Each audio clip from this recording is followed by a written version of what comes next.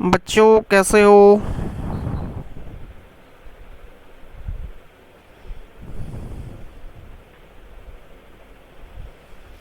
आवाज़ नहीं आ रही रिगजिन। और कोई बच्चा नहीं आया है।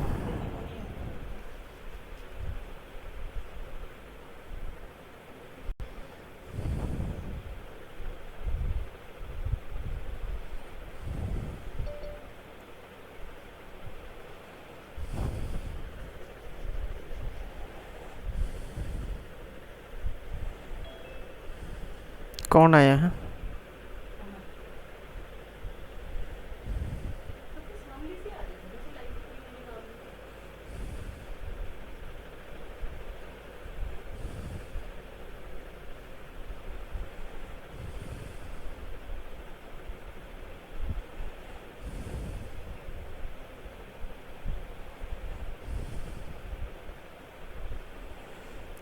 और कोई बच्चा आएगा? अमन, आवाज़ आ रही है मेरी? वो वाली लाइट ऑन करना। रिया। हाँ जी सर।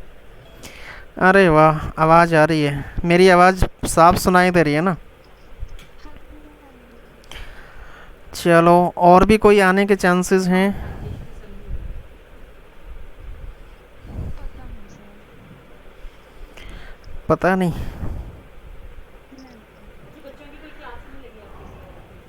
है। बीच में इंटरप्शन ना करना बिल्कुल भी।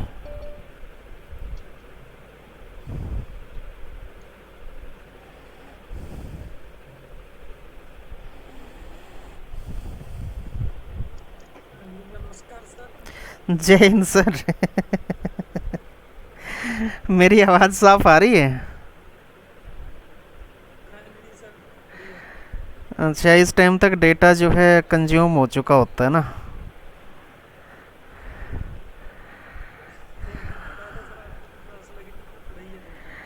अच्छा, आप वाईफाई वो ब्रॉडबैंड यूज़ नहीं करते?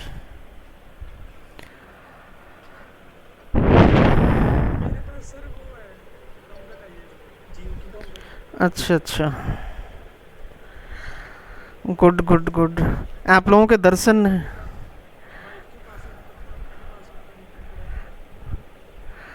मुझे लगता है मेरे पास डेटा कम है तो आवाज़ थोड़ी सी कट रही है मेरे पास।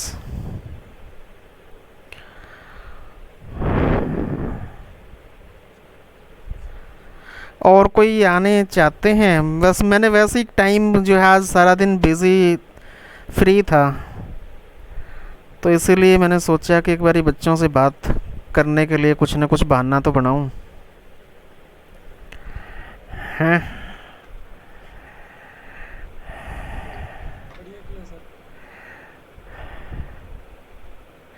क्या जानना चाहते हो अमन?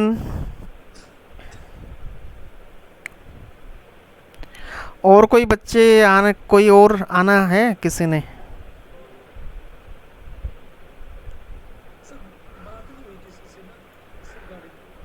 ओके।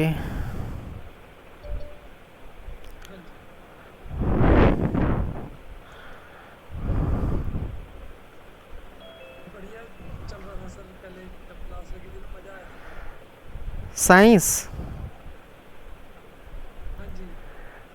क्या बात है।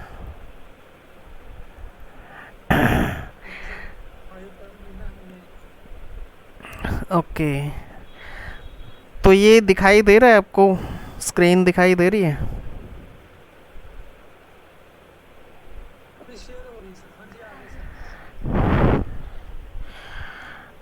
वैसे मैंने कोई ख़ास कुछ ज़्यादा प्रिपेयर किया नहीं था, बस आप लोग बच्चों के साथ इंटरेक्शन करने के लिए मैंने सोचा, एक बहाना बनाया था।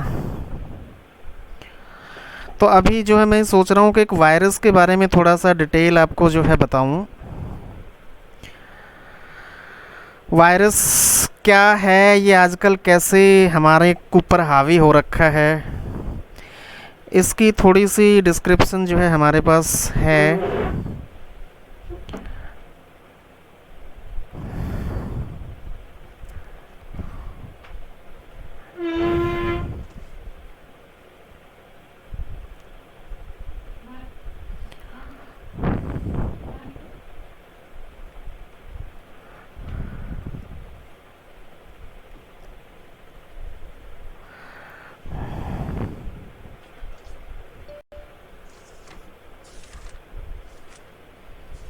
क्या बात है, राजेश भी एंटर कर गया है।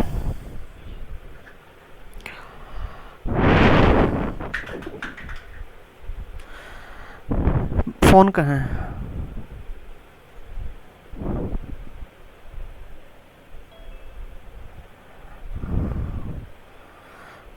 राजेश कहाँ बैठे हो भाई? कहाँ अम्मी सामने शरारत कर रहा है? सोफे के नीचे घुस गया, मैडम उसको निकालने पे लगे हुए हैं।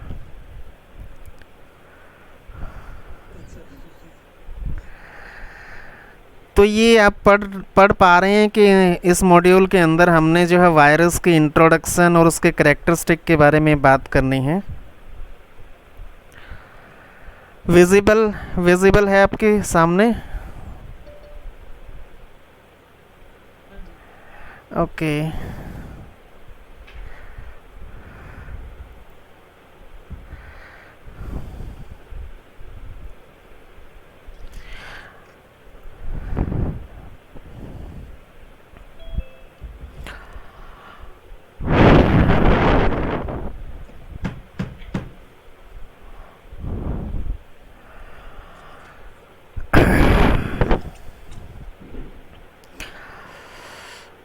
तो सबसे पहले तो वायरस के बारे में बताया था, जैसे वायरस लिविंग और नॉन लिविंग दोनों के बीच में होता है। वायरस किसको बोलते हैं कि ना तो ये लिविंग है ना ही नॉन लिविंग है। 100% लिविंग के जो कैरेक्टर होते हैं, हाँ, क्योंकि इसके पास वायरस के पास मशीनरी प्रॉपर नहीं है जिससे कि सभी सिस्टम्स सेल के अंदर या बॉडी के अंदर काम कर सकें। फॉर एग्जांपल रेस्पिरेशन होता है या डाइजेशन होता है। आप डाइजेशन से इजी समझ लेंगे कि डाइजेशन के लिए बहुत सारे एंजाइम की ज़रूरत होती है। तो सारे एंजाइम डाइजेशन के लिए वायरस के अंदर नहीं बन पाते हैं। और भी बहुत सारे सिस्टम हैं जिससे रिलेटेड एंजाइम्स इसके अंदर नहीं सिंथेसाइज हो पाते। तो ये क्या करता है, जिस भी किसी के अंदर एंटर कर जाता है, एंटर करने के बाद ये उसकी मशीनरी को यूज़ करता है। फॉर एग्ज़ाम्पल वायरस हमारी बॉडी में एंटर कर गया और एंटर करने के बाद वो हमारी मशीनरी को यूज़ करेगा। जो हम खाना डाइजेस्ट करेंगे उस डाइजेस्टेड फूड को ये एब्जॉर्व कर लेगा। और किसी भी लिविंग ऑर्गेनिज्म का जो मेन कैरेक्टर होता है वो होता है रिप्रोडक्शन। रिप्रोडक्शन क्या है कि एक ऑर्गेनिज्म दूसरा ऑर्गेनिज्म अपना बना देता है। हमारे बच्चे पैदा होते हैं, अगली जनरेशन आगे बढ़ती रहती है। तो जो वायरस है, अगर वायरस को कोई होस्ट नहीं मिलता है, वायरस को अगर कोई एंटर करने के लिए नहीं मिलता है, तो जैसे हम किसी भी जगह पे कोई क्रिस्टल या कोई भी कंचे आपने देखे होंगे, कंचे पता है ना, मार्वल्स, वो जो कंचे जो है आप रखे रखो 1000 साल भी रखे रखोगे तो वो एज इट इज़ क्रिस्टल की फॉर्म में रखे रहेंगे। तो वायरस भी ऐसे ही है। और किसी लिविंग ऑर्गेनिज्म को, अगर मान लीजिए इंसान की बात करें, इंसान को अगर आप 10 दिन खाना पीना ना दें तो उसकी डेथ हो जाएगी। उसके बाद डेथ के बाद भी अगर आप उसको छोड़ देते हैं एज इट इज़ पड़ा हुआ, तो वो डिकम्पोज हो जाएगा, वो उस फॉर्म में नहीं रहेगा जिस फॉर्म में रखा गया था। वायरस क्या होता है, वायरस जो है उसकी फॉर्म वैसे ही रहेगी जैसा वो हमने एक बार रख दिया, चाहे हज़ारों साल तक रखा रहे। तो अब ये जो वायरस है ये आजकल जो चल रहा है कोरोना वायरस, ये भी हमारी बॉडी में एंटर करने के बाद मल्टीप्लाई करता है। बॉडी से जब बाहर होता है, हवा में होता है, तो जितने नंबर ऑफ़ वायरस हवा के अंदर होते हैं उतने ही रहेंगे। अब दूसरी बात आती है कि जो वायरस होते हैं ये जैसे हमारे अंदर हैं और किसी और एनिमल के अंदर भी होंगे। फिर हम बात करते हैं भाई ये फलाने चमगादड़ से आया है या कहाँ से आया है। तो ये वायरस की एक ख़ास बात होती है कि जो वायरस है या कुछ बैक्टीरिया का भी ऐसा होता है कि वो किसी एक ऑर्गेनिज्म के अंदर तो मल्टीप्लाई करते हैं, सरवाइव करते हैं, बट बहुत सारे दूसरे ऑर्गेनिज्म के अंदर वो सरवाइव नहीं कर पाते। तो जिसमें वो सरवाइव नहीं कर पाते, जिसकी मशीनरी वो यूज़ नहीं कर पाते हैं, that is called dead and. Dead and का मतलब होता है कि वो वायरस उसके अंदर एंटर कर गया तो वो वायरस वहाँ पे डिस्ट्रॉय हो जाएगा। डिस्ट्रॉय होने के लिए क्या होगा, फॉर एग्ज़ाम्पल जैसे अभी वैक्सीन हम लगा रहे हैं, वैक्सीन के अंदर क्या होता है, वायरस का ही एक स्मॉल पार्ट बॉडी के अंदर इंजेक्ट किया जाता है। और वायरस का जब स्मॉल पार्ट बॉडी में एंटर कर जाएगा तो जैसे मान लीजिए ये वायरस है, देख पा रहे हैं आप स्क्रीन के साथ साथ? अच्छा नहीं, ओके ओके। तो वायरस, मान लीजिए कि कोई भी वायरस, जैसे हमारे पास एक लड्डू है, लड्डू या गुलाब जामुन तो सबको पता है। गुलाब जामुन अगर हम साबुत पूरा का पूरा बॉडी के अंदर इनगल्फ कर लें तो उसी तरह से वायरस की फॉर्म अगर हमारी बॉडी में अंदर एंटर कर जाती है, वायरस की जगह आप इसको गुलाब जामुन या स्मॉल पीस रसगुल्ला समझिए, वो जब अंदर एंटर करता है तो हम जैसे मान लीजिए माउथ से हमने चबाया नहीं, सीधा इनगल्फ कर लिया। इनगल्फ करने के बाद अंदर निकलने के बाद क्या होगा, बॉडी के अंदर स्टोमक में जाएगा और स्टोमक के अंदर जाते ही वो अपने आप जो है इंटेस्टाइन का पार्ट और स्टोमक का पार्ट जो है उसको क्रश कर देगा, यानी उस फॉर्मेशन को ब्रेक कर देगा। तो जब भी कोई बाहर से पार्टिकल हमारी बॉडी में एंटर करता है, वो सांस के थ्रू एंटर करे, ब्लड के थ्रू एंटर करे या किसी जगह से जहाँ से भी उसको रास्ता मिलता है वहाँ से जब वो एंटर कर जाता है तो उसके एंटर करते ही उसको डिस्ट्रॉय करने के लिए हमारे इम्यून सिस्टम से एंटीबॉडी जनरेट होती हैं। और एंटीबॉडी कैसे जनरेट होती हैं, जिस टाइप का स्ट्रक्चर होता है, मान लीजिए आपने लंबे वाला गुलाब जामुन खाया, लंबे लंबे पीस होते हैं, मैं एक बार इसको ऑन कर देता हूँ, जो लंबे पीस होते हैं, मान लीजिए लंबा गुलाब जामुन है, ये आप देख पा रहे हैं, मेरी वीडियो आ रही है? तो ये जैसे लंबा वाला पीस अगर इनगल्फ किया तो इसी की शेप को पकड़ने के लिए एंटीबॉडी बनेगी। ये एंटीबॉडी है, ये एंटीबॉडी है और ये एंटीबॉडी इसको पकड़ेगी और इसको तोड़ मरोड़ के घुमा फिरा के इसको ब्रेक कर देगी। समझे बात? तो जब वायरस की स्मॉल क्वांटिटी बॉडी के अंदर एंटर कर जाती है तो वो हमारी बॉडी के अंदर एंटीबॉडी जनरेट कर देती है। जब तक कोई भी पार्टिकल हमारी बॉडी के अंदर एंटर नहीं किया उससे पहले कोई भी एंटीबॉडी नहीं बनती है उससे रिलेटेड। हमेशा ही फर्स्ट कांटेक्ट में एंट्री के टाइम पे एंटीबॉडी बनती है। जब भी कोई वायरस या बैक्टीरिया, कोई भी पैथोजन जो हमारी बॉडी को डिजीज़ कॉज करता है, दैट इज़ कॉल्ड पैथोजन, वो जब एंटर करता है तभी एंटीबॉडी बनती हैं। और वो एंटर किस टाइप का स्ट्रक्चर किया है, ये वाला स्ट्रक्चर एंटर किया है या ये वाला स्ट्रक्चर एंटर किया है, दोनों के स्ट्रक्चर में डिफरेंस है। अब दोनों के स्ट्रक्चर में डिफरेंस होने की वजह से क्या होगा, बॉडी डिटेक्ट करेगी कि हमें किस टाइप की चीज़ इसको पकड़ने के लिए बनानी है। तो उसी टाइप की चीज़ जो है पकड़ने के लिए बॉडी के अंदर एंटर करने के बाद वो सिंथेसाइज होती है। फॉर एग्ज़ाम्पल इसको पकड़ने के लिए ये वाला स्ट्रक्चर बनेगा, इसको पकड़ने के लिए ये वाला स्ट्रक्चर बनेगा, तो अलग अलग टाइप का स्ट्रक्चर बनेगा। यानी एंटीबॉडी अलग अलग टाइप की होंगी। किस बेस पे होंगी? जो पैथोजन जिस स्ट्रक्चर का एंटर किया है।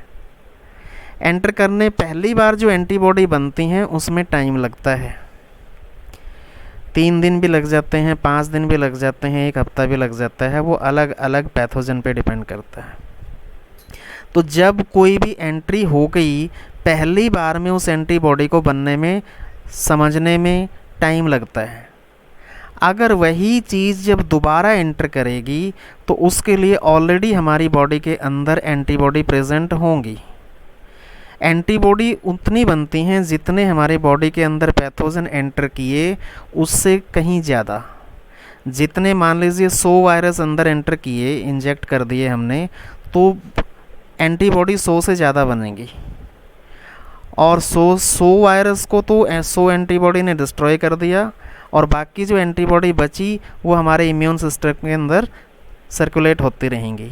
दूसरी बार जैसे ही किसी वायरस ने बॉडी में अंदर एंटर करके अटैक किया तो तुरंत उसको डिटेक्ट हो जाएगा कि इस टाइप के वायरस को मैंने डिस्ट्रॉय किया था, तो मुझे और अपने साथी जनरेट करके दो। इम्यून सिस्टम को वो एंटीबॉडी मैसेज कन्वे कर देती हैं, और मैसेज कन्वे होते ही जो है वहाँ पे एंटीबॉडी की तुरंत फर्दर प्रोडक्शन स्टार्ट हो जाती है।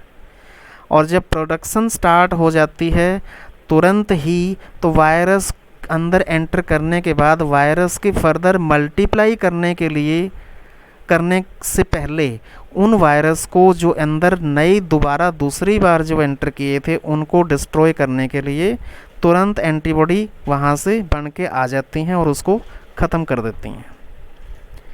ठीक है, तो ये होता है वैक्सीन। जो आप होती है वैक्सीन, क्या होता है, वीक वायरस ही होता है। वायरस को हम कमज़ोर कर देते हैं, वायरस का एक सेगमेंट बॉडी के अंदर इंजेक्ट कर देते हैं जिससे कि एंटीबॉडी बन जाती हैं।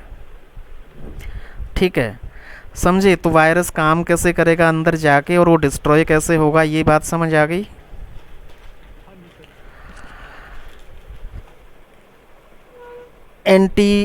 अब ये टिकने नहीं देगा, इसको पता लग गया इधर सामान रखा हुआ है। चलो, तो अब उसके बाद आगे चीज़, अब वायरस का पार्ट कैसे, थोड़ा सा आगे बढ़ते हैं। इसका वो कहाँ है, वायरस जो है वो discovered by Adolf mayor.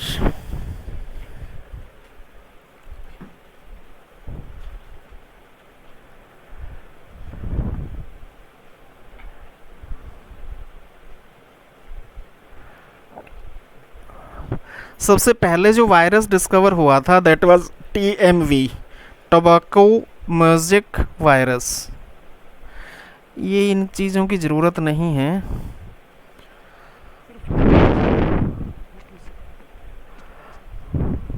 TMV ये मोज़ेक डिजीज़ ऑफ टोबैको।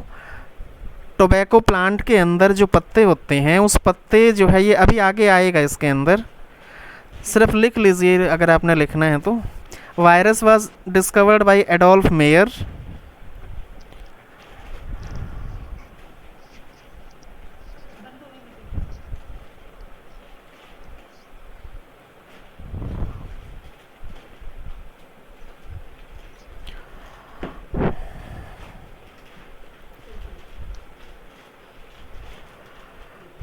हो गया?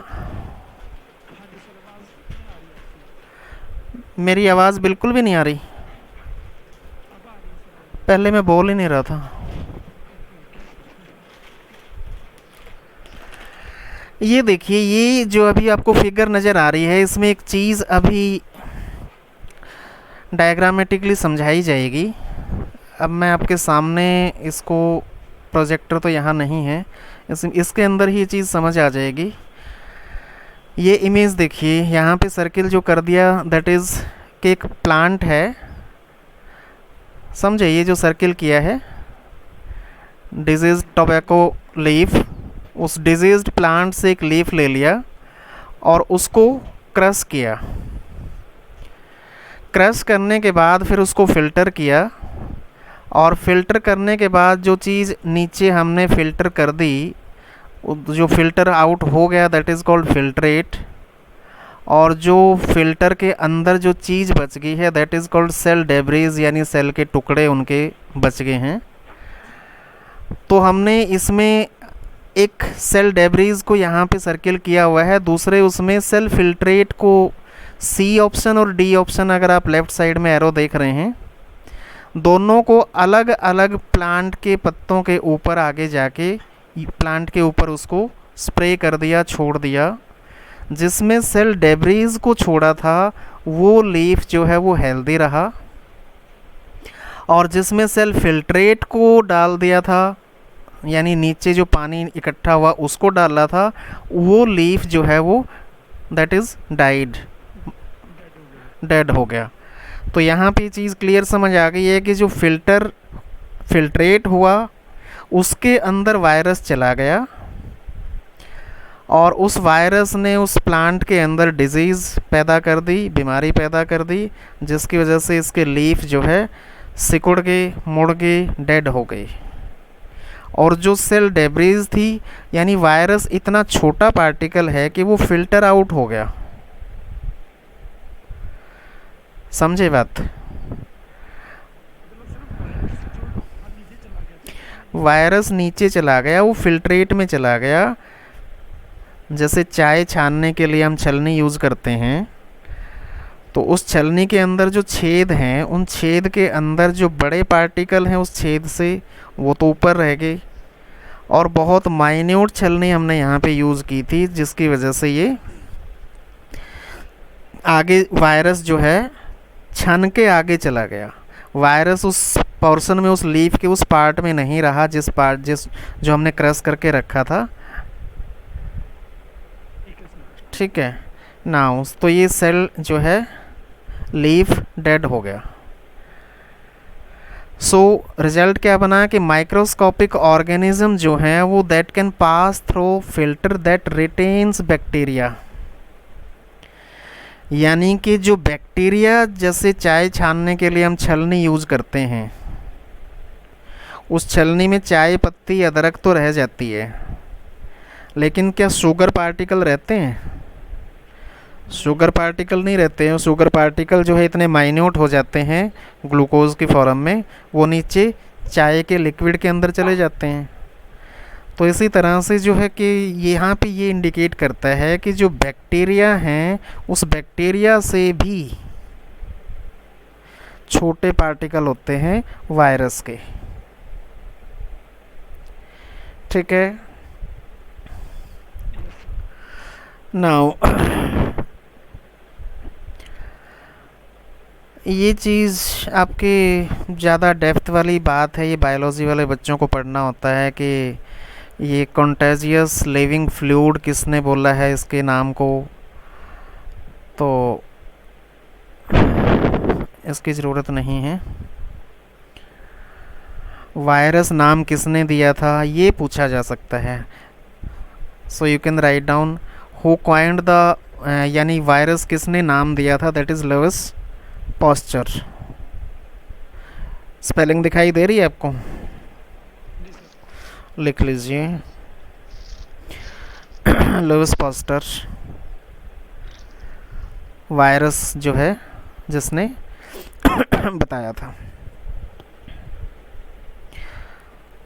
नाउ चलो आगे।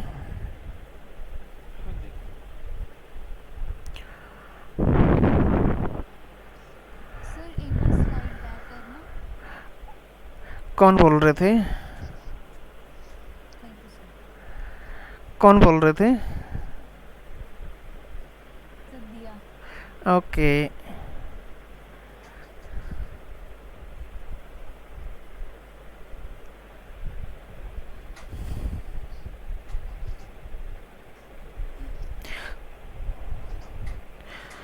चलो आगे। Yes sir.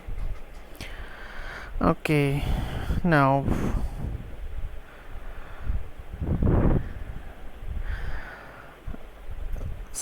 TMV tobacco mosaic virus crystalline form में स्टैनली नाम के साइंटिस्ट ने दिया था। ये एक पिक्चर है जो उन्होंने दिखाई गई थी, उन्होंने दी थी कि ये मैंने क्रिस्टल की फॉर्म में जो है वायरस को क्रिस्टलाइज कर लिया। मतलब जैसे चीनी है, आप गन्ने का रस निकालते हैं, गन्ने के रस को कंसंट्रेट करते रहते हैं तो चीनी के शुगर पार्टिकल बन जाते हैं। तो ऐसे वायरस को क्रिस्टलाइन फॉर्म करने के लिए कोई अलग मेथड होते हैं इनके, उस मेथड से इन्होंने वायरस को क्रिस्टलाइन फॉर्म में ऑब्टेन किया था, सबसे पहले TMV को। नाउ ये है जो स्ट्रक्चर वायरस की डिस्टिंग्विशिंग फीचर्स ऑफ वायरस। ये वायरस का जो आप देख रहे हैं स्ट्रक्चर, इसके अंदर एक जो है कॉइल्ड स्ट्रक्चर नज़र आ रही है ग्रे कलर में, लेफ़्ट साइड में जो दिखाई दे रहा है ना, लेफ़्ट साइड में जो अंदर ग्रे कलर की जो कॉइल्ड स्ट्रक्चर है, दैट इज़ इसका वायरस का जेनेटिक मटेरियल है। जेनेटिक मटेरियल का मतलब होता है कि जो सॉफ्टवेयर है वो सॉफ्टवेयर यहाँ पे डीएनए या आरएनए की फॉर्म में होता है, अलग अलग वायरस में अलग अलग होता है। तो मान लीजिए कि ये आरएनए है जो आजकल वायरस चल रहा है, चलो आगे बात करेंगे। और ये सॉफ्टवेयर आगे रिप्रेजेंट कर आगे बताता है कि आपको यहाँ पे क्या चीज़ बनानी है, किस टाइप की चीज़ बनानी है। तो ये जो वायरस के अंदर डीएनए है या आरएनए है ये बताएगा और फिर बन जाएगा प्रोटीन। और जो आउटर कवरिंग जो नज़र आ रही है वो कवरिंग है that is made of a protein, ये लिखा आ रहा है प्रोटीन का कोट है ऊपर, ठीक है। और जो अंदर सेंटर में है that is nucleic acid. Nucleic acid को बोलते हैं डीएनए या आरएनए जो कि सॉफ्टवेयर होता है, और प्रोटीन कोट उस सॉफ्टवेयर से बनाई हुई चीज़ है। असल में जो नुकसान करता है, आप लोग बता सकते हैं, दिया इंटरेक्शन में थी, दिया आप क्या बता सकते हो कि नुकसान क्या करेगा, न्यूक्लिक एसिड करेगा या प्रोटीन कोट करेगा? सर आई सेड मेरे को लगता है प्रोटीन करेगा। और कौन बच्चा है जो बात करना चाहता है कि protein coat is responsible for disease और nucleic acid is responsible for disease?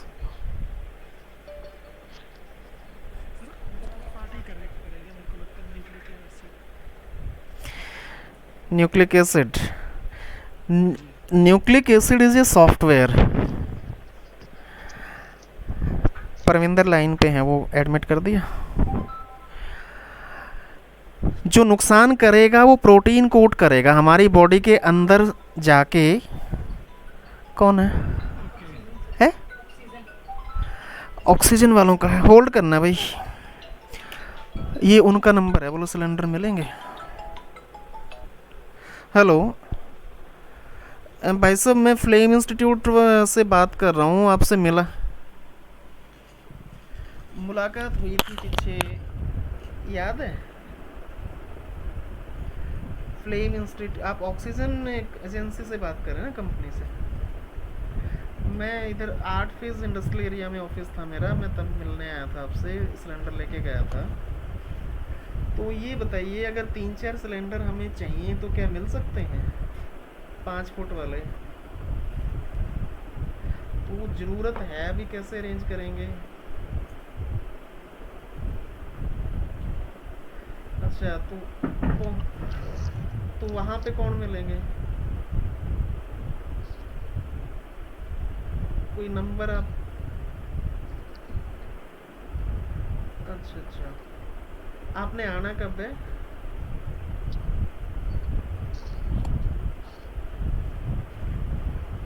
अच्छा अच्छा, तो आप बता सकते हैं फिर अवेलेबिलिटी इजी होती है क्या है अभी आजकल? संडे ऑफिस खुला होएगा?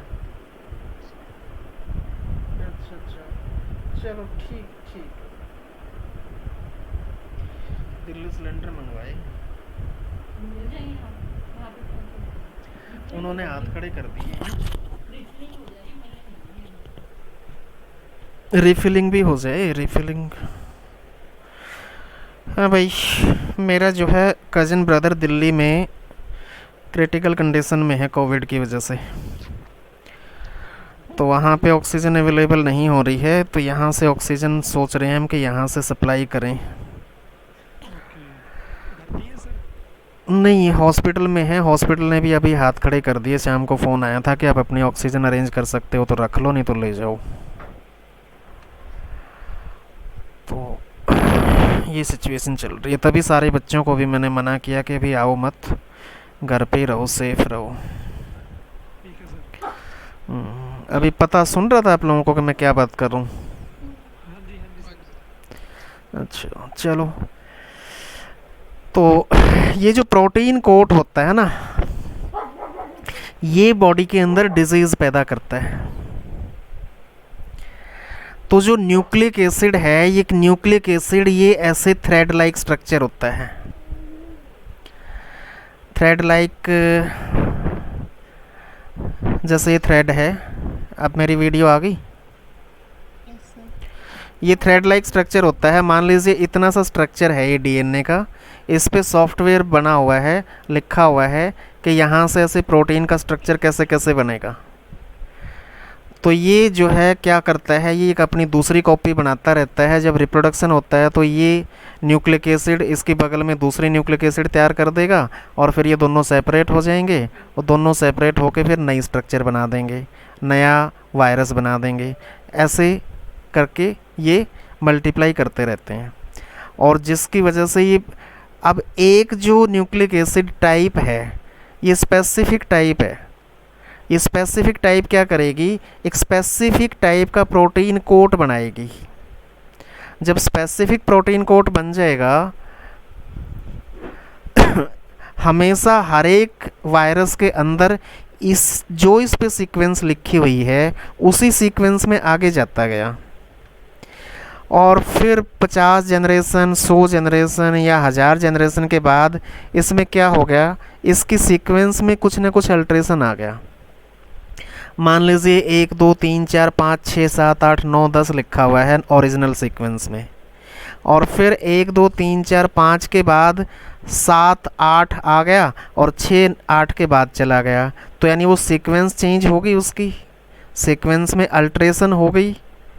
तो जो सीक्वेंस के अंदर न्यूक्लिक एसिड के सीक्वेंस में जो अल्ट्रेशन होती है, जो चेंज होता है, दैट इज़ कॉल्ड म्यूटेशन। तो जो ये वायरस होते हैं इन वायरस के अंदर म्यूटेशन होती रहती है। तो जैसी वो सीक्वेंस डिफरेंट बनी तो डिफरेंट टाइप का प्रोटीन कोट बन गया और डिफरेंट टाइप का प्रोटीन कोट बन गया दैट मीन्स उस पर 99% सीक्वेंस तो पुराने वाले की थी। 1% अगर सीक्वेंस चेंज हो गई तो उस प्रोटीन कोट में 1% प्रोटीन के स्ट्रक्चर में चेंज हो जाएगा। अब वो 1% प्रोटीन का स्ट्रक्चर चेंज हो गया, स्ट्रक्चर चेंज होते ही क्या हो जाएगा, जैसे बताया था कि मान लीजिए प्रोटीन का ये स्ट्रक्चर है, ये वायरस का स्ट्रक्चर क्या बोलेंगे तो प्रोटीन कोट का स्ट्रक्चर है, ये कोट का स्ट्रक्चर था और स्ट्रक्चर जो है उसके अकॉर्डिंग एंटीबॉडी बन गए। अब ये जो एंटीबॉडी बनेंगे ये एंटीबॉडी उस स्पेसिफिक स्ट्रक्चर के अकॉर्डिंग बनेंगे और म्यूटेशन होते ही क्या हो जाएगा, उसका स्ट्रक्चर चेंज हो जाएगा। अब मान लीजिए पहले तो ऐसा स्ट्रक्चर था उसके अंदर ये फिट होने वाला एंटीबॉडी बना हुआ था, अब स्ट्रक्चर ऐसा बन गया इसमें ये चीज़ भी और ऐड हो गई या कोई और चेंज हो गया। अब उसके अंदर वो एंटीबॉडी के अंदर घुसेगा नहीं, एंटीबॉडी में अंदर वो उसको कैप्चर नहीं कर पाएगा तो क्या हो जाएगा, वो वायरस डिस्ट्रॉय नहीं हो पाएगा। तो जो आजकल कोरोना का सिस्टम चल रहा है वो यही चल रहा है कि उसके अंदर अब थर्ड म्यूटेशन आई हुई है।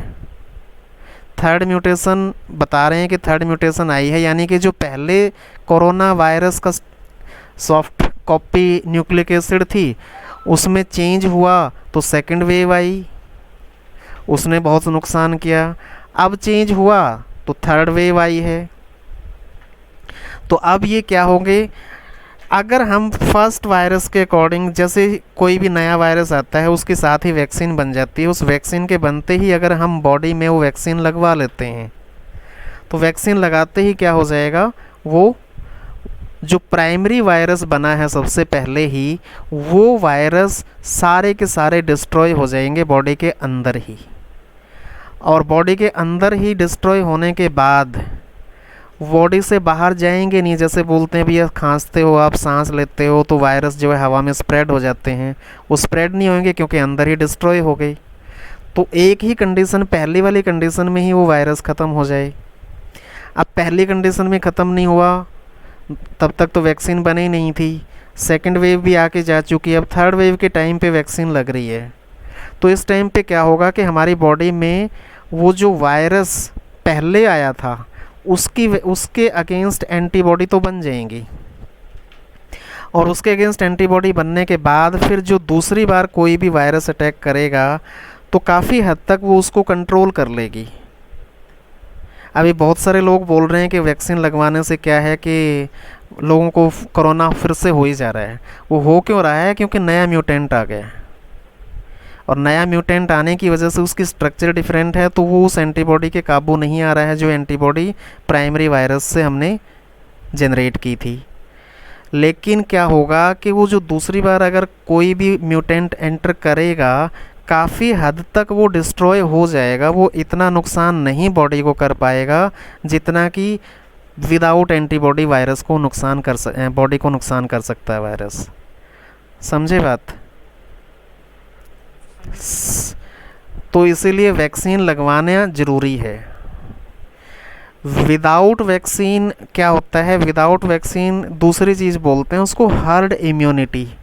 हर्ड का मतलब होता है झुंड, झुंड का मतलब बहुत सारे, यानी 80 to 90% पॉपुलेशन में अगर ये वायरस एंटर कर गया, 80 to 90% पॉपुलेशन के अंदर जब वायरस एंटर कर जाता है तो सभी के अंदर एंटीबॉडी बन जाती हैं, और सभी के अंदर एंटीबॉडी बनने के बाद वो वायरस सभी के अंदर एंटर कर गया तो फिर वहीं पे डिस्ट्रॉय हो जाता है, वो वायरस ख़त्म हो जाता है। तो ये अभी सांस लेने वाले पार्ट को, यानी प्राइमरी हमारा ब्रीदिंग सिस्टम और सर्कुलेटरी हार्ट का जो सिस्टम है, ये हमारे प्राइमरी सिस्टम होते हैं। ये प्राइमरी सिस्टम पे ये अटैक कर रहा है तो ये बहुत ज़्यादा नुकसान कर सकता है, इसलिए हार्ड इम्यूनिटी की वेट नहीं करनी है, हमें वैक्सीन लगवा लेनी चाहिए। ठीक है, बाकी मैं इम्यूनोलॉजिस्ट तो हूँ नहीं, जितना मैंने पढ़ा है इधर उधर से वो मैं आपको बता रहा हूँ। तो ये मकसद मेरा आज का ये था कि आपको वायरस के बारे में थोड़ी सी डिटेल बताऊं। Virus is a cellular. A cellular का मतलब होता है जिसमें सेल नहीं है।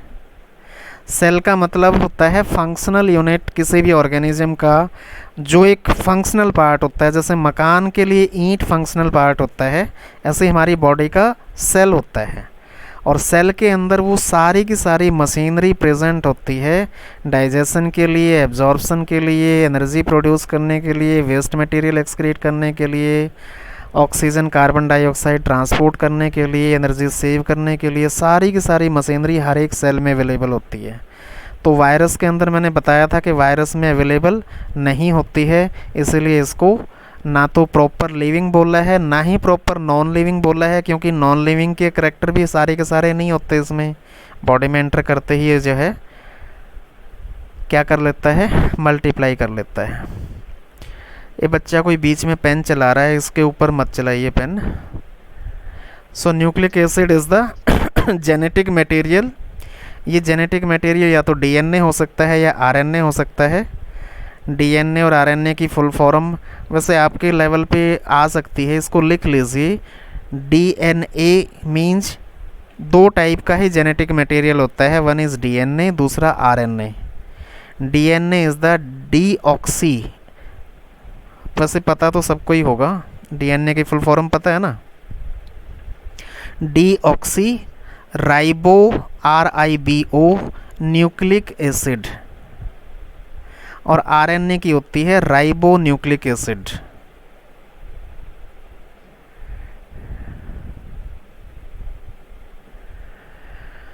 किसी भी ऑर्गेनिज्म में या तो DNA as a genetic material होगा या आरएनए होगा, दोनों नहीं होते हैं। ठीक है,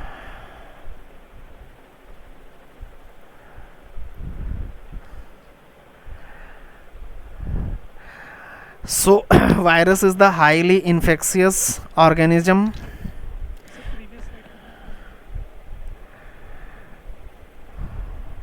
Highly infectious microorganism.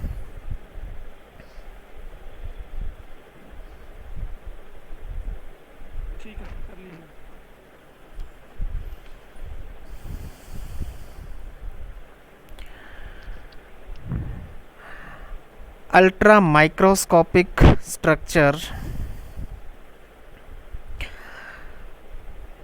आरएनए का जो सबसे स्मॉलेस्ट लिविंग ऑर्गेनिज्म पता है कौन है?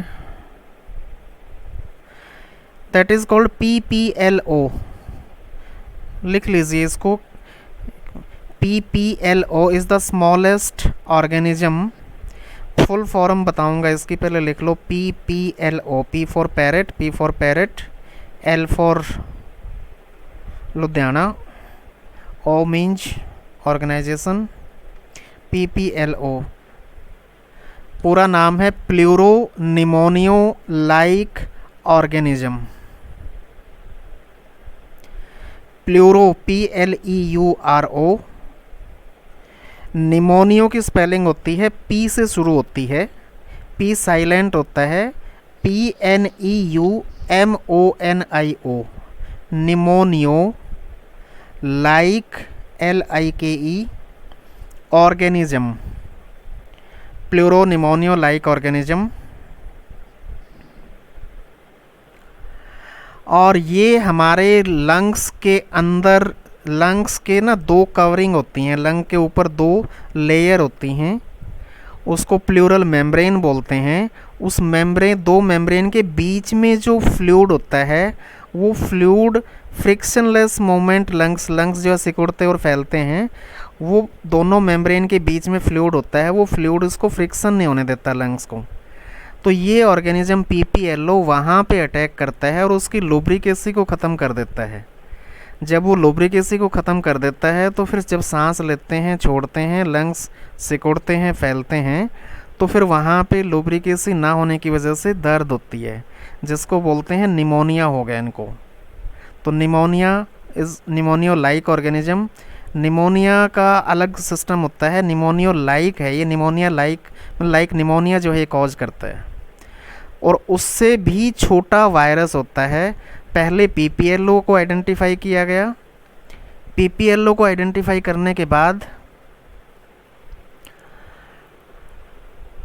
माइक्रोस्कोप जो है, बहुत बड़े माइक्रोस्कोप आने लगे, जिनको बोलते हैं इलेक्ट्रॉन माइक्रोस्कोप।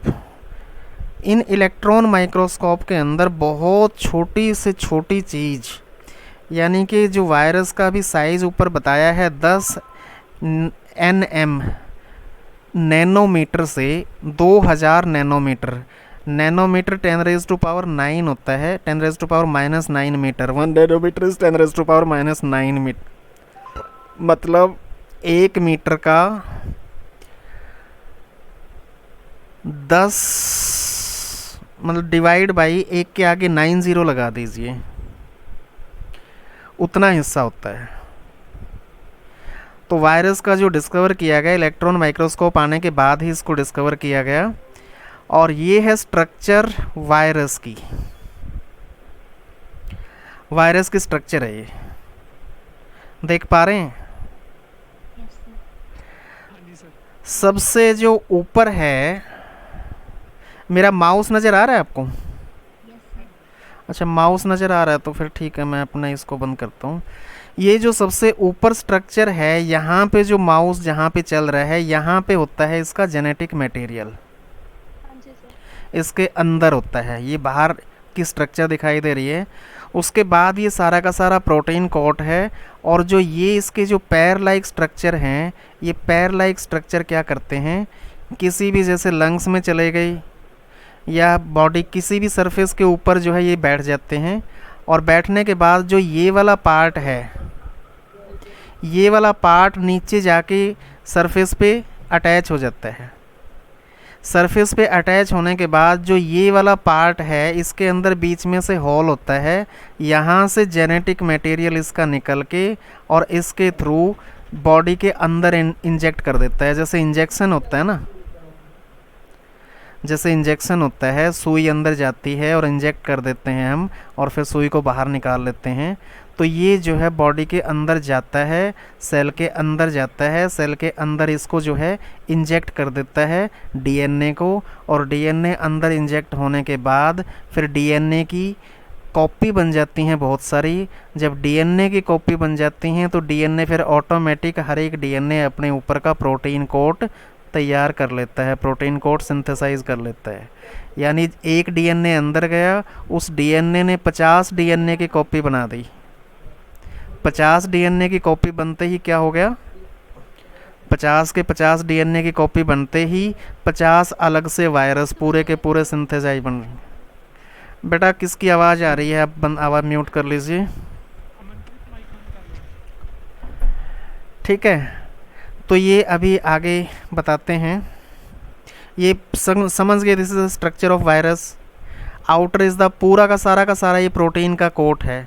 DNA यहाँ पे है, यहाँ से जो है ये इसके ऊपर बैठ के अंदर जाएगा और इसके सरफेस को पंक्चर करेगा और इसको अंदर जाके छोड़ देगा डीएनए, डीएनए की मल्टीप्लाई होने की, कॉपी होने के बाद फिर से नई 50 वायरस बन जाएंगे, और वो 50 वायरस फिर इससे जिस सेल के अंदर एंटर किए हैं उस सेल से बाहर आ जाएंगे। उस सेल को असल में वो ब्रेक कर देंगे, सेल को तोड़ देंगे। सेल को तोड़ने के बाद फिर वो 50 के 50 अलग अलग 50 सेल पे बैठ जाएंगे, और अलग अलग 50 सेल पे बैठेंगे। फिर 50 ने 50 आगे कॉपी बना दी, तो समझिए 50 इंटू 50 कितना हो जाएगा। मेरी कैलकुलेशन बहुत अच्छी नहीं है। 50 ने, वायरस ने 50 कॉपी बना दी दूसरे उसके अंदर जाके, 50 सेल में 50 सेल डिस्ट्रॉय कर दिए, और फिर 50 सभी कॉपी जो है स्प्रेड आउट हो जाएंगी, और स्प्रेड आउट होने के बाद वो फर्दर वहाँ पे और 50 इंटू 50 सेल को फिर कैप्चर कर लेंगे। तो इस तरह करते करते वो धीरे धीरे पूरा का पूरा ऑर्गन का जितने भी सेल हैं वहाँ पे, वो सारे के सारे डैमेज करता चला जाता है, जिससे कि पूरा ऑर्गन डैमेज हो जाता है। और किसी बॉडी का एक ऑर्गन डैमेज हो गया तो उस बॉडी को सरवाइव करना मुश्किल हो जाता है। ठीक है, नाउ तो ये क्वेश्चनेयर है, वायरस जो है कौन से हैं, अल्ट्रा माइक्रोस्कोपिक हैं या माइक्रोस्कोपिक हैं या मैक्रोस्कोपिक हैं।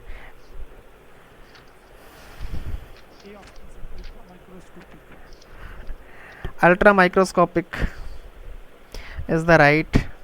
वायरस किसने टर्म दिया था? A option sir. Louis Pasteur. Good. Who obtained virus in crystalline form? Stanley, Johann Ray, Pasteur, Ivanski. Crystalline Stanley ने दिया था। क्या बात है, आपको तो बड़ा अच्छा नॉलेज हो गया। Very good. Virus can be studied only under microscope 3 type के होते हैं, एक simple microscope, compound microscope, electron microscope. तो वायरस जो है इलेक्ट्रॉन माइक्रोस्कोप की, अभी मैंने फ़ोटो आपको दिखाई थी इलेक्ट्रॉन माइक्रोस्कोप की।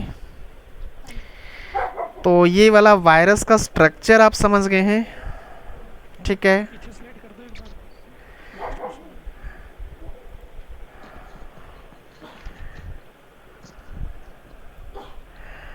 दोबारा से करनी पड़ेगी।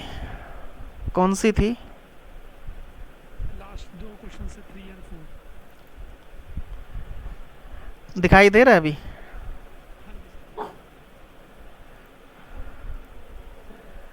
ये वाली? हाँ जी, ठीक है सर। ठीक है, ओके। नाउ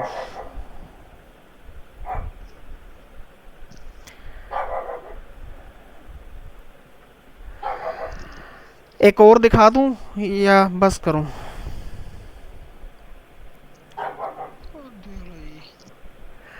कौन बोल रहे हैं? किसने बोल रहा था? अभी दिखाई दे रही है? स्लाइड आई है? नहीं सर।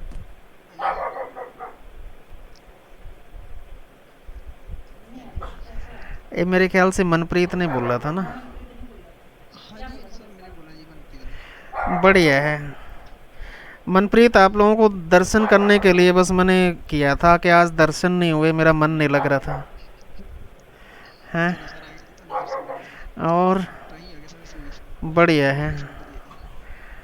चलो नेक्स्ट वन है, दैट इज क्या है इसके अंदर, वायरस के करैक्टर क्या होते हैं, टाइप्स ऑफ वायरस और इनके सिग्निफिकेंस। वायरस कुछ ज़रूरी भी होते हैं हमारे को।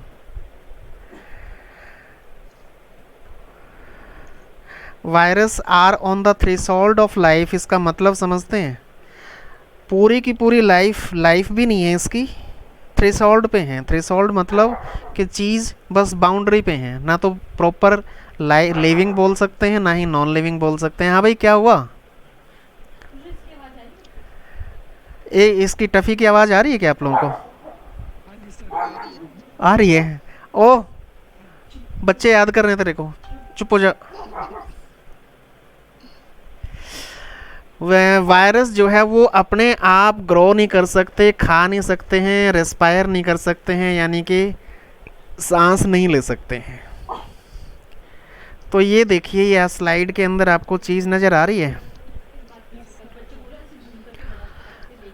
आप जो है ना स्लाइड को जूम कर सकते हैं। जो स्लाइड है इसके अंदर जो ये येलो कलर में आपको नज़र आ रहा है, इसको अगर आप जूम करके देखेंगे तो ये देखिए आपको वायरस जो है चलते हुए अटैक करते हुए दिखाई देंगे। जी दिख रहे हैं? वायरस जो है अटैक कर रहा है, जेनेटिक मटेरियल अंदर डाल दिया और फिर उसने डीएनए की कॉपी बनाई। डीएनए की कॉपी बनने के बाद फिर से पूरा का पूरा वायरस का प्रोटीन स्ट्रक्चर के साथ बन गया और सेल को फिर इसने ब्रेक कर दिया। सेल ब्रेक करते ही क्या हो गया? वायरस स्प्रेड आउट हो गए। This is the working of virus. समझ गए? Yes sir. Now they are obligate parasite and can multiply only within the living host। ये बात मैं आपको समझा चुका हूँ कि ये किसी लिविंग बॉडी के अंदर एंटर करके ही मल्टीप्लाई कर सकते हैं। अगर किसी में एंटर नहीं किए तो ये मल्टीप्लाई नहीं करेंगे।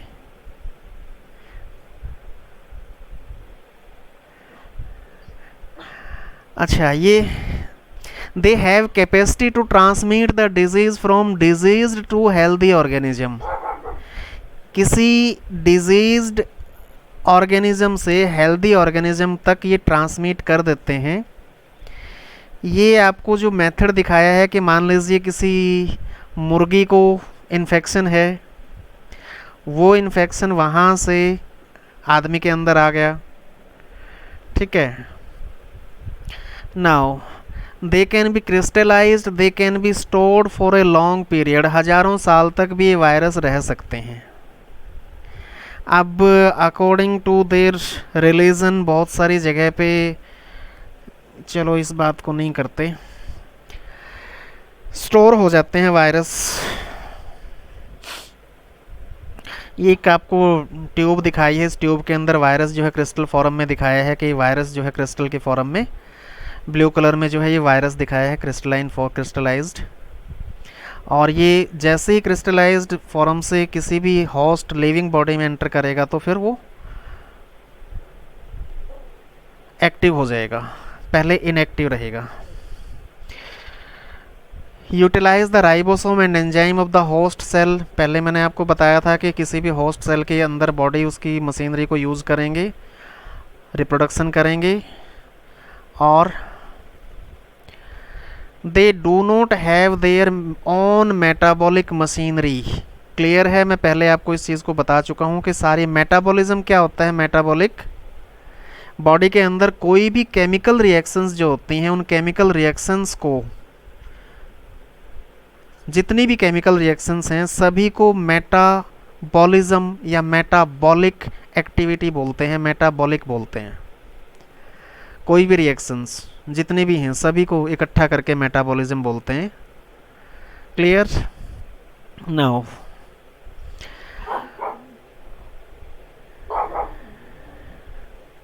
बहुत सारे वायरस ऐसे भी होते हैं जो resistant to germicides and extremes of physical condition, यानी कि वायरस को बोलते हैं कि जलाया जा सकता है। अगर जलाया नहीं, वो पानी में पड़ा रहा तो पानी में पड़ा रहेगा, ज़मीन में दबा रहा तो ज़मीन में दबा रहेगा। और कुछ वायरस ऐसे होते हैं जो जलाए भी नहीं जा सकते हैं, बहुत ज़्यादा टेम्परेचर को भी वो सहन कर लेते हैं। Highly resistant to germicide. Germicides का मतलब होता है कि जो दवाई हम यूज़ करते हैं किसी भी जर्म को किल करने के लिए, दैट इज़ कॉल्ड जर्मिसाइड। और जर्मिसाइड के रेजिस्टेंट हो जाते हैं। रेजिस्टेंट का मतलब कि उनका असर, जर्मिसाइड का, उस पर कोई भी असर नहीं हो पाता है। तो ये एक पिक्चर है, इस पिक्चर के अंदर जो रेड कलर में लिखा दिखाया गया है, जो ये दो छोटे छोटे एनिमल्स, आदमी दिखाए हैं नीचे रेड कलर में। Virus not resistant to drug A. Drug, कोई भी ड्रग का, ड्रग मतलब बायोलॉजी मेडिकल के अंदर जो भी दवाइयाँ होती हैं उनको ड्रग्स बोलते हैं। तो ड्रग ए जो है, ए नाम का ड्रग है, उसके लिए ए जो रेड कलर का वायरस है दैट इज़ नॉट रेजिस्टेंट, और ब्लू कलर का जो वायरस है वो रेजिस्टेंट है। तो अब वो पर्सन जिसके अंदर दोनों के दोनों वायरस प्रेजेंट हैं, दोनों वायरस प्रेजेंट हैं, उसको ड्रग दे दिया, वो दवाई दे दी, और दवाई देने के बाद जो रेजिस्टेंट हैं, जिनके ऊपर कोई असर नहीं होता, वो ब्लू कलर के थे। तो देख रहे हैं आप उसमें सेकंड पिक्चर के अंदर ब्लू कलर में वायरस प्रेजेंट हैं ब्लू वाले, और रेड वाले ड्रग ए के रेजिस्टेंट नहीं थे तो वो डिस्ट्रॉय हो गए हैं। समझे बात? नाउ बच्चे हैं भी हैं बच्चे? अच्छा, हाँ, ये खास बात जो मैं पहले भी को बोल रहा था, they are host specific. Host specific का मतलब क्या होता है? सबसे पहले चिड़िया के बाद क्लॉकवाइज जो वायरस है, उस वायरस पे ध्यान दीजिए, और वो वायरस आगे जो है किसी मच्छर के अंदर चला गया। उस मच्छर के अंदर तो वायरस का कोई असर नहीं हुआ, मच्छर से फिर वो वायरस आगे जो है चिड़िया में चला गया, और चिड़िया के अंदर वो वायरस मच्छर ने चिड़िया को काट लिया, और उसको जैसे ही काटा तो उसके मच्छर के ब्लड से चिड़िया के ब्लड में चला गया, और चिड़िया के अंदर उस वायरस का एम्प्लीफिकेशन हो गया। एम्प्लीफिकेशन मतलब उसकी बहुत सारी कॉपी बन गई। बहुत सारी कॉपी बनने के बाद फिर क्या हो गया, वो किसी दूसरे एनिमल में चला गया। वायरस एक तरफ दिखाया है ह्यूमन बीइंग, दूसरी तरफ दिखाया है हॉर्स। अब वो वायरस ह्यूमन में चला गया, हॉर्स में चला गया, लेकिन वहाँ पे ना तो वो एम्प्लीफाई कर पाया, ना ही वहाँ पे वो डिजीज़ कॉज कर पाया। क्यों नहीं कर पाया? क्योंकि उसके अगेंस्ट एंटीबॉडी ऑलरेडी इनके अंदर प्रेजेंट हैं। उससे रिलेटेड जो भी वायरस है, वायरस को डिस्ट्रॉय करने के लिए जो भी चीज़ चाहिए वो यहाँ पे अवेलेबल है। दैट्स वाई यहाँ पे आते ही वो वायरस हो गया ख़त्म। This is called dead and host. इसके अंदर आके वो वायरस ख़त्म हो गया। ठीक है। लिविंग और नॉन लिविंग के करैक्टर जो है इंडिकेट करता है, ये मैं आपको क्लियर करवा चुका हूँ पहले ही। Now virus based on their host, plant के जो वायरस हैं, ये चीज़ आपके ज़्यादा यूज़ की नहीं है, एग्रीकल्चर में आगे काम आएगा। Plant virus they consist of SS का मतलब है सिंगल स्ट्रैंड। सिंगल स्ट्रैंड और डबल स्ट्रैंड का मतलब क्या है? बच्चे कितने अवेलेबल हैं अभी? देख पा रहे हैं? ये एक स्टैंड है, ये दूसरा स्टैंड है।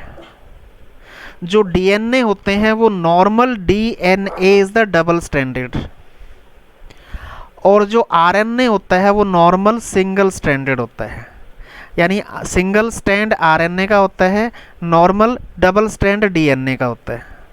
बट ज़रूरी नहीं है, आरएनए भी डबल स्ट्रैंडेड बना देता है, डबल स्ट्रैंड आरएनए के भी बने होते हैं, और डीएनए के भी सिंगल स्ट्रैंड प्रेजेंट होते हैं। ये किसके ऐसे डिस्टिंग्विश कैसे होते हैं? इनके अंदर एक केमिकल होता है थाइमीन और यूरेसिल के बेस पे जो हम इनको सेपरेट करते हैं। आरएनए के अंदर यूरेसिल होता है, ये ज़रूरी है वैसे, लिख लीजिए। आरएनए के अंदर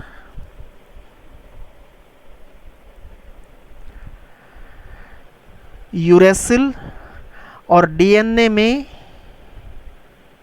थाइमीन।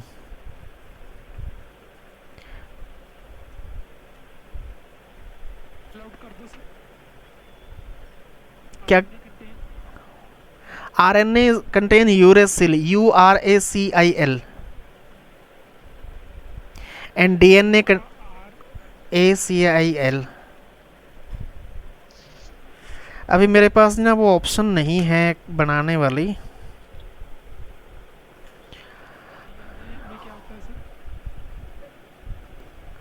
डीएनए में होता है थाइमीन, THYMINE, थाइमीन। थाए अमीन मत लिख देना, ए नहीं आएगा इसमें, THYMINE। इसकी स्ट्रक्चर जो है ना, अभी वो प्लान उसकी एग्रीकल्चर में करवाएंगे, तो वहाँ पे थोड़ा सा और डिटेल में करवाएंगे। तो बात कर रहे थे कि आरएनए जो प्लांट के अंदर होते हैं, नॉर्मल आरएनए तो होता है सिंगल स्ट्रैंडेड, डबल स्ट्रैंडेड भी आरएनए हो सकता है, ठीक है। हेलिकल सिमेट्री, रॉड शेप या सिलेंड्रिकल,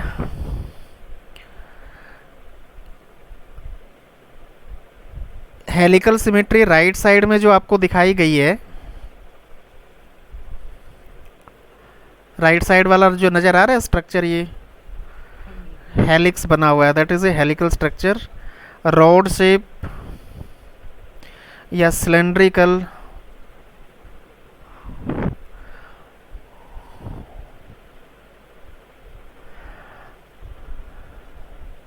एनिमल वायरस,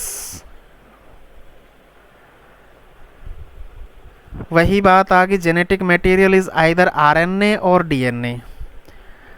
और प्लांट के अंदर जो बात कर रहे थे, प्लांट के जो आरएनए वायरस होते हैं वो ऑलमोस्ट आरएनए होते हैं, RNA is a genetic material. Animal जो वायरस होते हैं that are either DNA over RNA, ठीक है। ये रेडियल सिमेट्री और ये पॉलीहेड्रल शेप ये आगे करवाऊंगा मैं। This is a retrovirus. Retrovirus का मतलब होता है जिसमें RNA as a genetic material होता है। ये लिख लीजिए, आपको कई बार पूछा जाता है कि जिसमें आरएनए जेनेटिक मटेरियल है दैट इज़ ए रेट्रोवायरस। कौन सा नाम है, नाम पूछा जाता है, तो retro means RNA as a genetic material. ये कभी पोलियो का एग्जाम्पल आपको दिखाया गया है, पोलियो वायरस का बच्चा जो है, बच्चे की legs.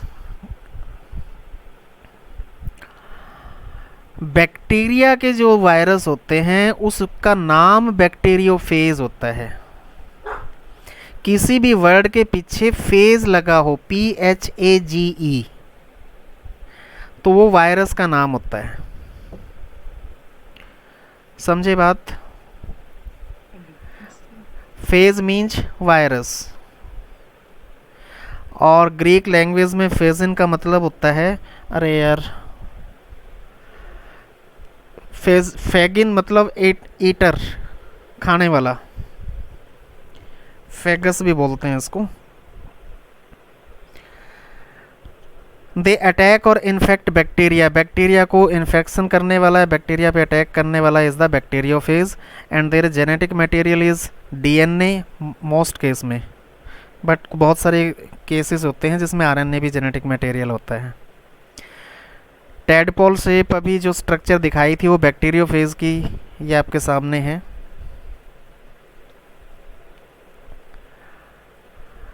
Discovered by ट्वॉट,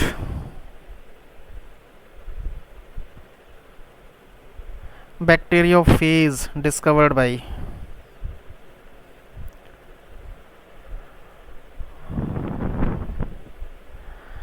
named by, ये इतना कुछ आपका नहीं आने वाला।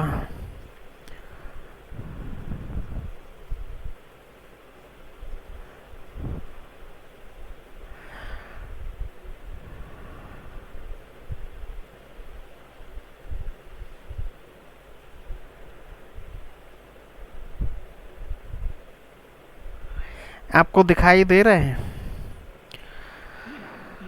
वायरस के बहुत सारी इम्पोर्टेंस भी होती हैं। अब इसने एक वायरस के प्लांट के अंदर वायरस की डिजीज़ दिखाई है, little leaf of brinjal. Time कितना हो गया? अच्छा, अभी तो टाइम है अभी तो टाइम। हाँ हाँ हाँ, बच्चों को सोने का भी टाइम चाहिए।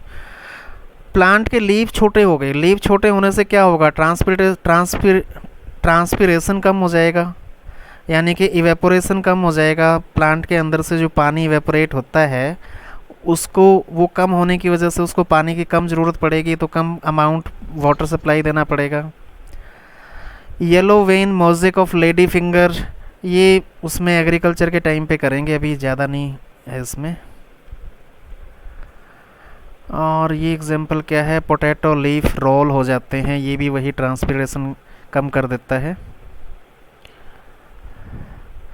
पपैया लीफ कर्ल हो जाते हैं।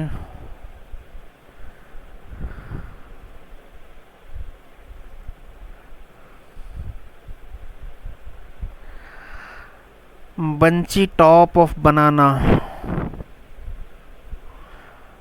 बस सिर्फ देख लीजिए अभी।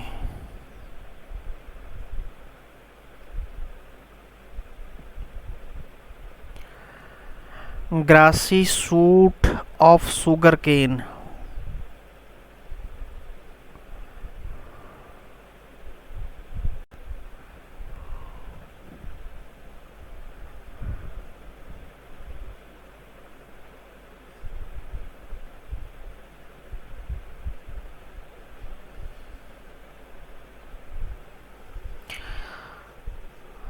लोकल लेजन, लेजन का मतलब होता है ये जो पैचेस बने हुए हैं ना लीफ के ऊपर,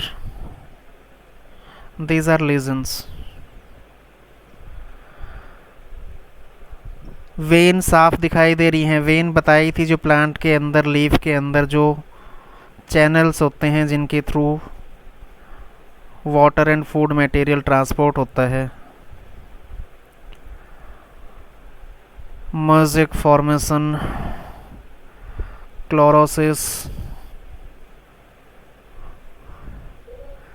क्लोरोसिस होता है ये येलो कलर हो जाना प्लांट के जो लीफ होते हैं, ये अभी उसमें मिनरल न्यूट्रिशन वगैरह में आएगा। नेक्रोसिस का मतलब होता है डेड हो जाना पार्ट, जो ये साइडों में किनारी इसकी डेड नज़र आ रही हैं, साइडों में दिखाई दे रही हैं किनारियाँ, this is called necrosis. Premature defoliation, defoliation का मतलब फ्लावर आ जाना, पत्ते गिर जाना। रिंग स्पॉटिंग, लीफ के अंदर स्पॉट, ये सारा एग्रीकल्चर में आगे करवाएंगे। अभी मेन काम था मेरा वायरस की डिटेल आपको समझाना। सो दिस इज 20 सेकेंड है। वायरस हैज, क्या आंसर आएगा इसका?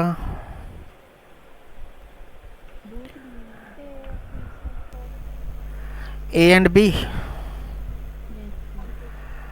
Good. Virus are obligate parasite, facultative, saprophytic, ये आपको सारी टर्म्स नहीं पता होंगी, they are obligate parasite. Facultative parasite क्या होते हैं, सेप्रोफिटिक क्या होते हैं, ये भी बाद में करवाऊंगा मैं आपको। Common symptom of viral disease in plant, lesion, necrosis, chlorosis, all of the above, यही अभी देख रहे थे ये। ओके, मनप्रीत है क्या? हाँ जी सर, रहती है। मनप्रीत, मेरे को आपसे बहुत प्यार हाँ जी सर। है ना? तो ये बताओ क्वेश्चन नंबर 4 का आंसर क्या है? Bacterial virus are also called as, फंस गया? अरे यार, नाम के आगे बैक्टीरियल, बैक्टीरियोफेज, बैक्टीरियोफेज, बैक्टीरिया पे जो भी वायरस अटैक करता है दैट इज बैक्टीरियोफेज हाँ जी है। हाँ वैसे। ओके, एक और है, वो करवा दूं, दिखा दूं सिर्फ? सोए उठना ही 4 बजे।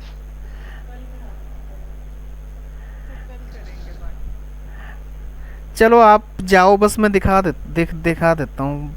पढ़ाने वाला काम तो मैंने कर दिया।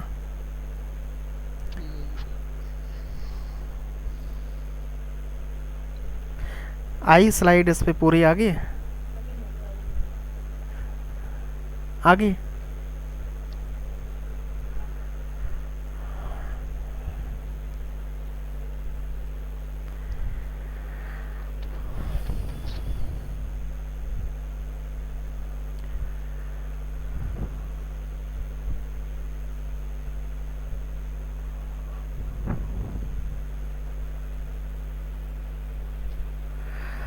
कॉमन कोल्ड जो होता है, जो नॉर्मल सर्दी जुकाम जो वायरस करता है, उस वायरस का नाम होता है रीनो वायरस। नॉर्मल जुकाम बोलते हैं ना, जुकाम हो गया, तो उस जिस वायरस की वजह से जुकाम होता है, that is Reno virus.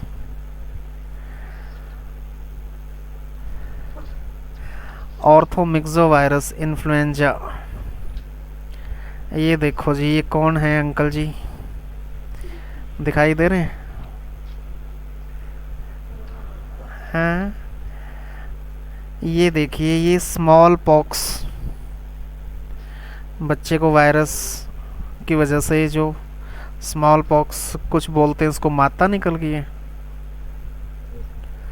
Mumps, यहाँ पे पैरोटिड ग्लैंड होती है कान के नीचे, उसके अंदर जो वायरस इन्फेक्शन की वजह से जो है ये फूल जाता है, तो दैट इज़ कॉल्ड मम्प्स। वैसे कई बार पूछा जाता है मम्प्स जो है या पैरोटिड ग्लैंड के अंदर infection, write down, mumps is caused by infection in parotid gland. Parotid, PAROTID, कान के नीचे होती है।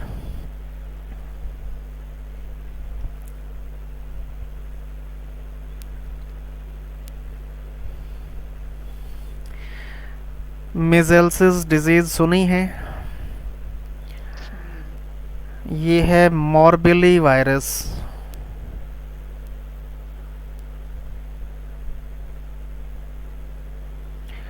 Polio virus, poliomyelitis.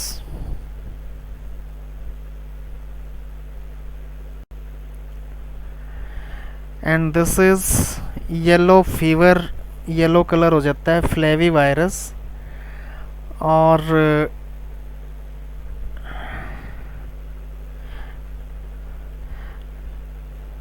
HIV ads retro virus, उसकी इमेज नहीं आई क्या?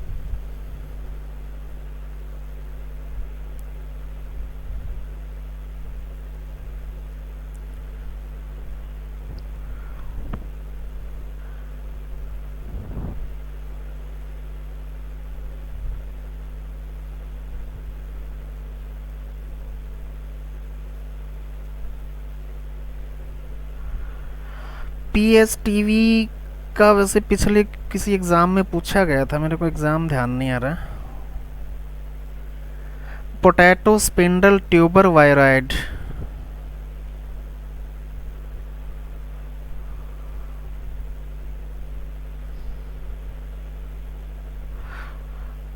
बस मैं सिर्फ दिखा रहा हूँ, ज़्यादा बोल ही नहीं रहा कुछ। ये तो मतलब सर की है। किसका? पोटैटो स्पिंडल ट्यूबर वायरॉइड का? हाँ जी, हाँ जी। पोटैटो के अंदर, रुको,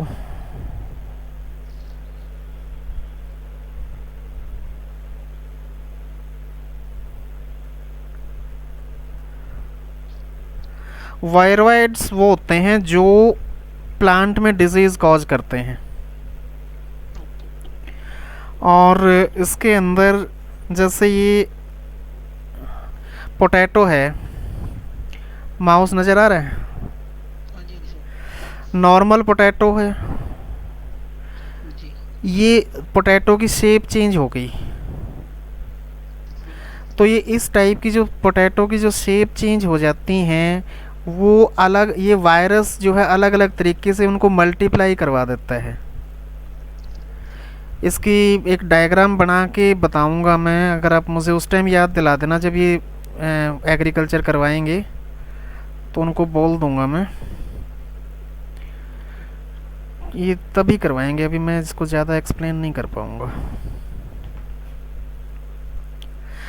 यहाँ पे देखिए, ये जो है ये यहाँ पे आपको दिखाई दे रहे हैं नॉर्मल पोटैटो, और PSTV का नाम जो आप बता नाम पोटैटो स्पिंडल ट्यूबर वायराइड्स, कि ये जो पोटैटो के अंदर ये नॉर्मल आलू हैं, नॉर्मल के अंदर कुछ डिफरेंट चीज़ होगी, स्ट्रक्चर डिफरेंट हो जाएगी।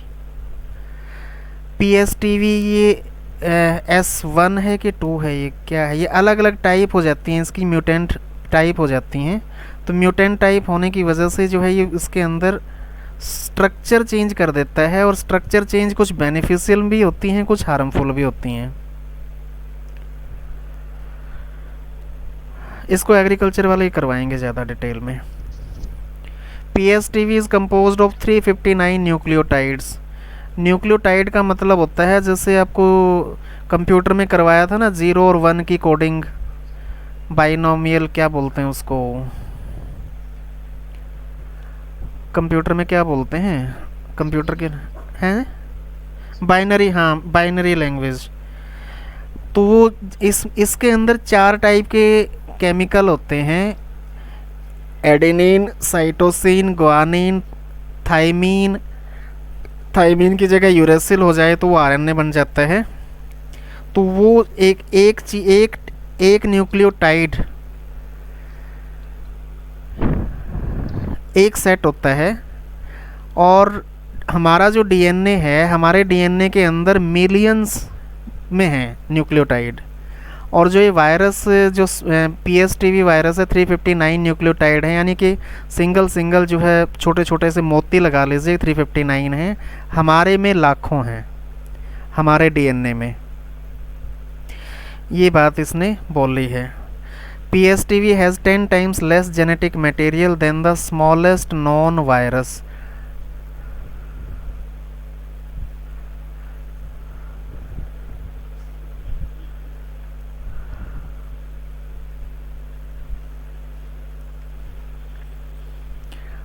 अब जैसे बड़ी लंबी चीज़ होगी तो भारी होगी, वो हवा में नहीं उड़ सकती। इसके अंदर बहुत कम अमाउंट ऑफ न्यूक्लियोटाइड हैं। तो हवा में आपने कोई चीज़ उड़ती देखी है, पानी उड़ता देखा है हवा में, है मनप्रीत? No sir. पानी उड़ता नहीं देखा। फुहारे के पास जाना, हाँ जी। जब भी आप किसी फाउंटेन के पास जाओगे ना, तो हवा में पानी के छोटे छोटे ड्रॉपलेट्स आपको महसूस होंगे। हाँ जी जी। दैट मीन्स पानी हवा में उड़ सकता है, और जो वो ड्रॉपलेट हैं वो आपको नज़र भी आ जाएंगे। तो ये जो 359 केमिकल एक स्मॉल मॉलिक्यूल है, 359 मॉलिक्यूल का स्ट्रक्चर है। तो ऐसे ऐसे बहुत सारे जो छोटे छोटे हो जाते हैं न्यूक्लियोटाइड के सेगमेंट, ये हवा में उड़ते रहते हैं, जैसे पानी के ड्रॉप उड़ते रहते हैं। दैट मीन्स वो वायरस हवा में पूरा उड़ते रहते हैं। इसी वजह से कोरोना बोलते हैं, वायरस हवा में उड़ता रहता है। तो ये बच के रहना चाहिए। तो हवा में वायरस इस तरीके से इस वजह से उड़ते हैं क्योंकि उनका वज़न कम होता है, उसमें नंबर ऑफ़ न्यूक्लियोटाइड्स कम होते हैं। न्यूक्लियोटाइड कम होने की वजह से उसका प्रोटीन कोट भी लेस होता है। ये ज़्यादा लंबी चौड़ी बातें हैं।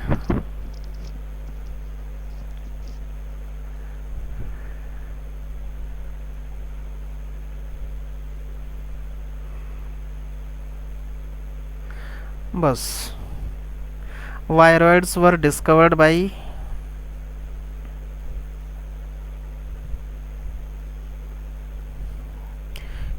Theodore O dinar.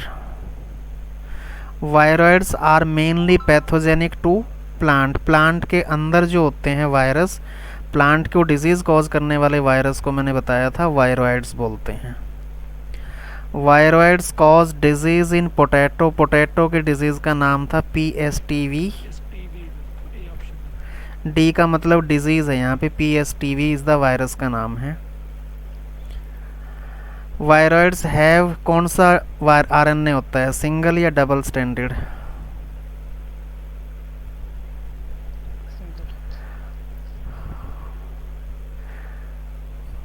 Good, thank you very much. Thank you. Sir. मज़ा आया क्लास लगा के? हाँ जी सर। कुछ जानने को मिला? बहुत जी। सच में? लास्ट में क्या जो क्वेश्चन थे?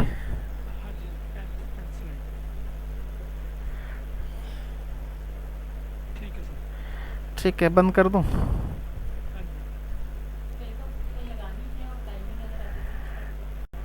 अच्छा, ये अच्छी थी। एक बार सारे बच्चे दर्शन करवा दो हैं। इसमें से कहाँ कहाँ से आएंगे वो?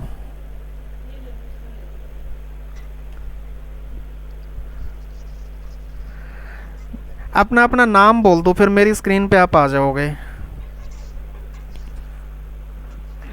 आयुषप्रीत जी, थैंक यू सर।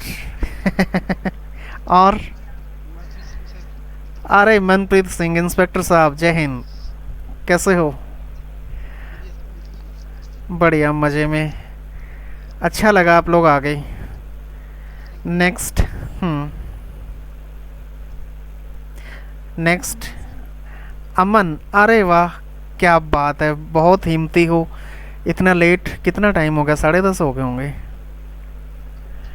अगर आप लगाना चाहते हैं तो मेरे को तो मज़ा आता है पढ़ाने में।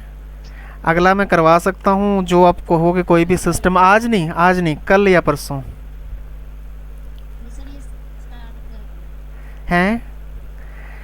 मेरी इच्छा है आपको एक तो एंडोक्राइन सिस्टम, हमारी बॉडी के अंदर जो ग्लैंड्स होते हैं ना, हमारी बॉडी के अंदर जो हार्मोन होते हैं, वो हार्मोन कैसे काम करते हैं, कहाँ से निकलते हैं, ये एक नॉर्मल आदमी को भी जानना ज़रूरी होता है। मेरी इच्छा है वो करवाने की। दूसरा, हड्डियाँ करवाने की, बॉडी में कौन सी बोन कहाँ है। और तीसरा है सर्कुलेशन करवाने की। और एक नर्वस सिस्टम करवा दूं कि आपको दिमाग जो है कई बारी हमें कैसे काम करता है तो पता होना चाहिए। ये 2-4 चीज़ें हैं करवाने वाली। चलो नेक्स्ट आइए, कौन आएगा लाइन पे? अमनप्रीत। अच्छा, वो वाले अमनप्रीत। सिर्फ आप दर्शन हैं? ओके, कोई नहीं। अच्छा, मैंने कर लिया है ये। Very good. अरे सन्नी भी आया हुआ है। और सन्नी बाबा, क्या हाल है? बढ़िया बढ़िया, मज़े में। चलो, शीतल कैसे हो? आपकी आवाज़ नहीं आती।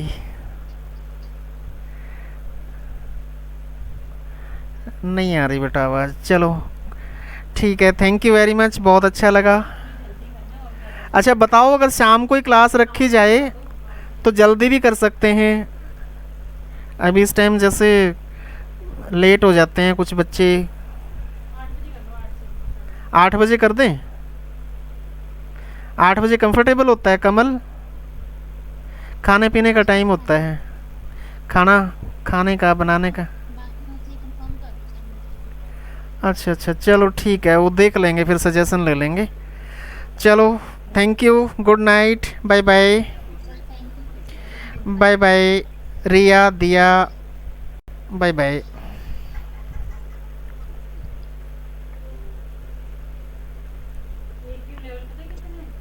किसका?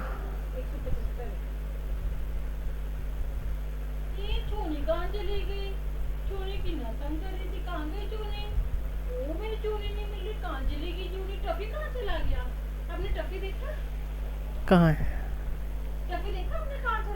पता नहीं कहाँ है।